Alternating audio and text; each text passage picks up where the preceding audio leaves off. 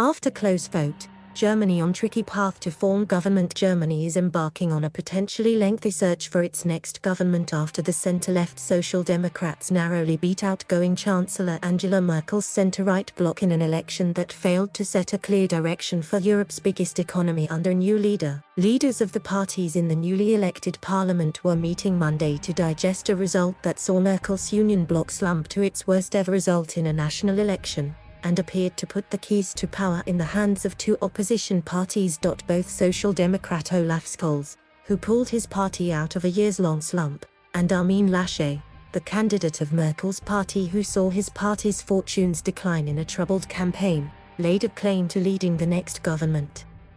Scholz is the outgoing vice-chancellor and finance minister, and Laschet is the governor of Germany's most populous state, North Rhine-Westphalia.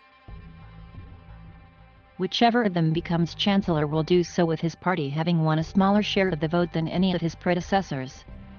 Who gets the job looks likely to depend on the decision of the prospective junior partners, the environmentalist Greens and the business-friendly Free Democrats, parties that traditionally belong to rival ideological camps. Voters have spoken very clearly, Scholz said Monday. They strengthened three parties: the Social Democrats, the Greens, and the Free Democrats. So this is the visible mandate the citizens of this country have given. These three parties should lead the next government. The only other option that would have a parliamentary majority is a repeat of the grand coalition of the Union and Social Democrats.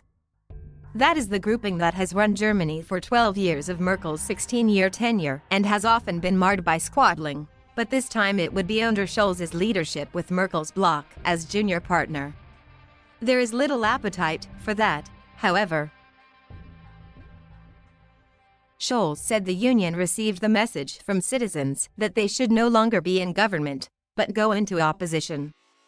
Merkel's outgoing government will remain in office until a successor is sworn in, a process that can take weeks or months. Merkel announced in 2018 that she wouldn't seek a fifth term. The Greens traditionally lean toward the Social Democrats and the Free Democrats toward the Union, but neither rolled out going the other way on Sunday night. The Greens made significant gains in the election to finish third, but fell far short of their original aim of taking the chancellery, while the Free Democrats improved slightly on a good result from 2017.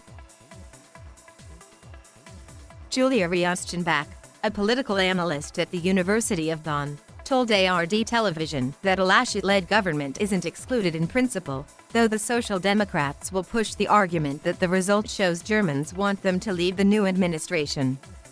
Ultimately, the parties will of course have to agree on matters of substance, she said.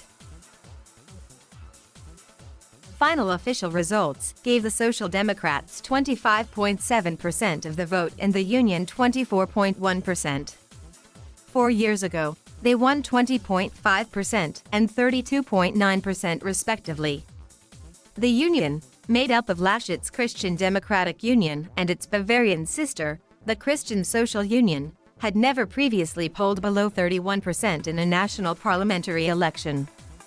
The Greens took 14.8%, the Free Democrats 11.5%, and the far-right Alternative for Germany 10.3%, a decline from the 12.6% it took to enter parliament for the first time in 2017. The smallest party in the new parliament is the Left Party, which won just 4.9% of the vote. The new Bundestag, or lower house of parliament, will have a record 735 lawmakers. The parliament varies in size because of a peculiarity of Germany's electoral system, which means that it can be considerably bigger than the minimum 598 seats. The Social Democrats took 206 seats, the Union won 96, the Greens won 18, the Free Democrats 92, Alternative for Germany 83, and the Left Party 39.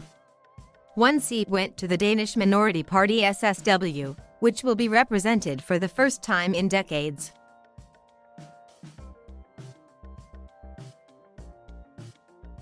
Thank you for watching.